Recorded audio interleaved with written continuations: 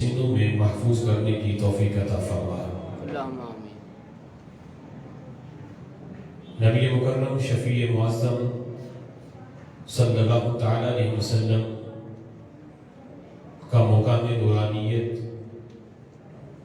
یہ ہم اہل سنت و جماعت کا عقیدہ ہے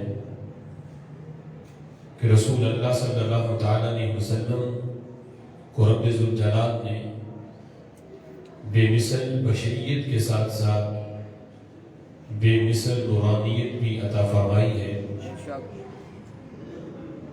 ہمارے آقا صلی اللہ تعالی علیہ وسلم بشر بھی ہیں، بشریت میں آپ بے مثل اور بے مثال ہیں، اور نور بھی ہیں، اور نور بھی آپ رسول اللہ صلی اللہ تعالی علیہ وسلم کی بشریت میں کسی کا اختلاف نہیں، چونکہ قرآن مجید فرقان حمید کی متعدد آیات سے رسول اللہ صلی اللہ تعالی علیہ وسلم کی بشریت کا اس بات ہوتا ہے۔ بشریت کیا ہے، اسے اپنے انکار پر دلیل دینا یہ ضروری ہے، تب پتہ چلے گا کہ مدعی سچا ہے یا منکر سچا ہے۔ تو ہم مدعی ہیں اس بات کے کہ رسول اللہ صلی اللہ تعالی علیہ وسلم کو رب ذوالجلال نے نور بنایا۔ سبحان اللہ، سبحان تو ہم پہ یہ لازم ہے کہ ہم رسول اللہ صلی اللہ تعالی علیہ وسلم کی نورانیت کے اس بات میں دلائل دیں، اور جو منکر ہیں، جو کہتے ہیں کہ رسول اللہ صلی اللہ تعالی علیہ وسلم نور نہیں، ان پر یہ لازم ہے کہ وہ رسول اللہ صلی اللہ تعالی علیہ وسلم کی نورانیت کی نفی پہ دلیل دیں۔ لیکن معاملہ یہاں آ کے وہ لوگ الجھانے کی کوشش کرتے ہیں کہ نورانیت کے انکار پر وہ قرآن مجید فرقان حمید کی وہ آیات پیش کرنے سے کوئی بشریت کا منکر ہو۔ ہم تو بشریت کے منکر نہیں، رسول اللہ صلی اللہ تعالی علیہ وسلم کی بشریت کو مانتے ہیں۔ تو نورانیت کی نفی پر بشریت والی آیات پیش کرنا یہ ان کے موقف کی دلیل نہیں بنتی۔ انہیں چاہیے کہ وہ اپنے موقف پر ایسی دلیل پیش کریں کہ جس میں نورانیت کی نفی ہو۔ نہ کوئی نبی کا فرمان، نہ کوئی کسی صحابی کا قول اس بارے میں منکرین نہیں دکھا سکتے۔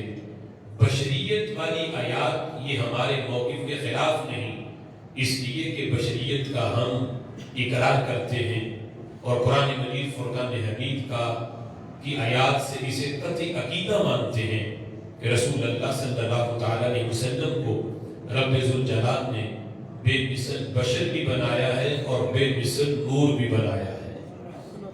اس سلسلہ میں قرآن مجید فرقان حمید سے ہم اپنے دعویٰ پر دلیل پیش کرتے ہیں۔ دعویٰ یہ ہے کہ ہمارے آقا صلی اللہ تعالی علیہ وسلم نور ہے۔ اب یہ بات بھی ذہن نشین رہے کہ رسول اللہ صلی اللہ تعالی علیہ وسلم کا نور ہونا دو طرح کا ہے۔ ایک ہے معنوی طور پر نور ہونا، اور ایک ہے حسی طور پر نور ہونا۔ معنوی طور پر نور ہونے کا مطلب یہ ہے کہ ہمارے آقا صلی اللہ تعالی علیہ وسلم اس کائنات میں جلوہ گر ہوئے تو آپ کے آنے سے کفر کی تاریکی دور ہوئی اور اسلام کا نور پھیلا۔ سبحان اللہ، اسلام کی روشنی آئی۔ کفر اندھیرا ہے، تاریکی ہے، کفر اور شرک کی تاریکی دور ہوئی، لوگوں کو اسلام کی ہدایت ملی۔ اس لحاظ سے ہمارے آقا صلی اللہ تعالی علیہ وسلم معنوی طور پر نور ہے۔ تو اس نور ہونے کا بھی کوئی انکار نہیں کرتا۔ منکرین بھی معنوی طور پر نور مانتے ہیں۔ اختلاف ہے حسی طور پر نور ہونے کا، کہ ہمارا یہ عقیدہ ہے کہ ہمارے آقا صلی اللہ تعالی علیہ وسلم حسی طور پر نور ہے۔ مطلب یہ ہے کہ جہاں حقیقی طور پر اندھیرا موجود ہو، میرے محبوب جلوہ گر ہو جائیں تو اللہ اندھیرے دور کر دیتا ہے۔ سبحان اللہ۔ حسی طور پر نور ہونے کا مطلب یہ ہے کہ جس طرح حضرت عائشہ سے حضرت آمنہ رضی اللہ تعالی عنہا حضور کی امی جان آپ فرماتی ہیں کہ جب رسول اللہ صلی اللہ تعالی علیہ وسلم کی ولادت ہوئی تو کہتے خارج منی نور، مجھ سے ایسا نور نکلا کہ جس کی روشنی صرف مکہ میں نہیں تھی بلکہ مکہ میں رہ کے میں نے ملک شام کے محلات کو دیکھ لیا۔ نور تو مکہ کی سرزمین پہ چمکا، لیکن فرماتے اس کی چمک اتنی تھی کہ ملک شام کے محلات بھی اس سے جگمگا رہے تھے۔ اور حضرت عائشہ صدیقہ رضی اللہ تعالی عنہا آپ فرماتی ہیں کہ میں اپنے گھر میں سوئی کے ساتھ حجرے میں کچھ سرائی کر رہی تھی تو کہتے ادھر ہاتھ سے سوئی گری، ادھر جو حجرے میں چراغ چل رہا تھا وہ بھی بجھ گیا۔ کہتے اندھیرا بڑا تھا، سوئی بڑی تلاش کی لیکن نہ ملی۔ کہتے اتنے میں رسول اللہ صلی اللہ تعالی علیہ وسلم جلوہ گر ہوئے اور آپ حجرہ میں آ کے مسکرائے۔ ام المؤمنین کہتی ہیں کہ آپ نور نکلا کہ اس کی روشنی میں نے گمی ہوئی سوئی بھی تلاش کر لی۔ سبحان اللہ۔ سوزنے گم شدہ ملتی ہے تبسم سے تیرے، بے شک اندھیرے کو نور بناتا ہے اجالا تیرا۔ رسول اللہ صلی اللہ تعالی علیہ وسلم کی مانوں میں خالق کائنات جل جلالہ نے آپ کو حصی طور پر بھی نور بنایا ہے۔ قرآن مجید فرقان حمید کی یہ آیت کریمہ جاءکم من اللہ نور و کتاب مبین، تحقیق تمہارے پاس اللہ کی طرف سے نور آیا۔ اور دوسری چیز کیا آئی؟ ایک نور ہے اور بیچ میں واو حرف عطف ہے۔ واو حرف عطف جو ہے نحوی طور پر یہ تقاضا کرتا ہے کہ اس سے پہلے واو سے پہلے والا جو کلمہ ہے وہ معطوف علیہ کہلاتا ہے اور بعد والا جو ہے وہ معطوف کہلاتا ہے۔ اور ان دونوں میں یہ نحوی قانون ہے کہ معطوف اور معطوف علیہ کی ذات ایک نہیں ہوتی۔ معطوف علیہ کوئی اور ذات ہوتی ہے اور معطوف کوئی اور چیز ہوتی ہے۔ جس وقت یہ آیت کریمہ حضور کی نورانیت پہ پیش کی جائے تو منکرین کہتے ہیں کہ نور سے مراد بھی قرآن ہے اور آگے کتاب مبین سے مراد بھی قرآن ہے۔ حالانکہ قانون یہ ہے کہ بیچ میں واو حرف عطف ہے، اگر دونوں ایک چیز ہوتی تو واو کی جگہ کوئی اور حرف عطف آتا کہ محض اگر ترتیب بیان کرنا مقصود ہوتا یا دونوں کو ایک چیز بیان کرنا مقصود ہوتا تو اور بھی تو حرف عطف تھے، اللہ کسی اور حرف عطف کو بیان کرتا۔ واو تقاضا کرتا ہے کہ معطوف علیہ کی ذات اور ہے اور معطوف کی ذات اور ہے۔ کتاب مبین سے مراد تو قرآن ہے لیکن نور سے مراد قرآن نہیں، نور سے مراد صاحب قرآن کی ذات گرامی ہے۔ نور سے مراد ہمارے آقا صلی اللہ تعالی علیہ وسلم کی ذات ہے۔ آج 14 صدیاں بعد وہ لوگ آگے قرآن کی اس آیت کا یہ مطلب نکالنے کے نور سے مراد بھی قرآن ہے، آگے کتاب مبین سے مراد بھی قرآن ہے، تو ہم ان سے پوچھتے ہیں کہ جنہوں نے توحید کے جام ڈائریکٹ حضور سے پیے اور جن کے سامنے قرآن کا نزول ہوا وہ حضرت عبداللہ ابن عباس رضی اللہ تعالی عنہما، جن کو رئیس المفسرین کہا جاتا ہے، قرآن مجید فرقان حمید کے سب سے پہلے مفسر حضرت عبداللہ ابن عباس رضی اللہ تعالی عنہما اس آیت کی تفسیر کرتے ہوئے فرماتے ہیں قد جاءکم من اللہ نور یعنی محمد صلی اللہ علیہ وسلم۔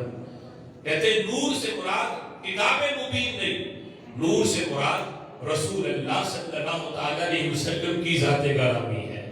قد جاءکم من اللہ نور و کتاب مبین۔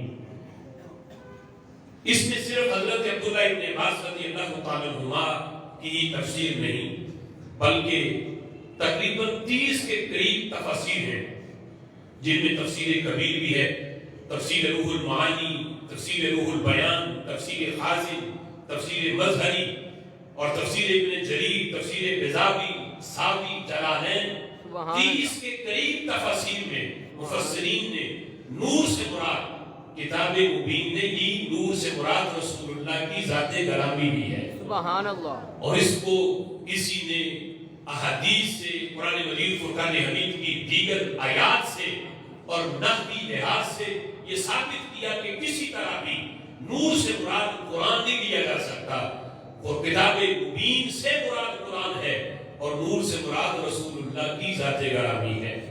قرآن مجید فرقان حمید کی یہ آیہ کریمہ ہمارے دعوے کو روز روشن کی طرح ثابت کرتی ہے۔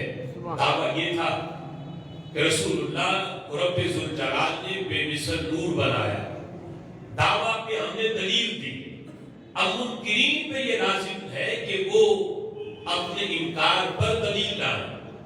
انکار ان کا یہ ہے کہ وہ نور نہیں مانتے، وہ کہتے ہیں حضور نور نہیں، تو ثابت یہ کریں کسی دلیل سے، ضعیف سے ضعیف حدیث سے، جس میں رسول اللہ کی نورانیت کی نفی ہو۔ بشریت والی آیات قل انما انا بشر مثلکم، کہ محبوب آپ فرما دو میں تمہاری طرح کا بشر ہوں، یہ بشریت والی آیات نورانیت کی نفی نہیں کرتی۔ اگر کوئی یہ کہے کہ بشریت اور نورانیت یہ دو متضاد چیزیں ہیں، یہ جمع نہیں ہو سکتی، تو یہ اس کی عقل کا فتور ہے۔ قرآن مجید فرقان حمید اس بات کو ثابت کرتا ہے کہ بشریت اور نورانیت یہ کوئی آگ پانی والی مثال نہیں کہ جہاں آگ ہو وہاں پانی نہیں ہو سکتا اور جہاں پانی ہو وہاں آگ نہیں ہو سکتی۔ یہ معاملہ ایسا نہیں، بشریت اور نورانیت یہ دونوں جمع ہو سکتی ہیں، اور اس کی مثال قرآن مجید فرقان حمید میں موجود ہے۔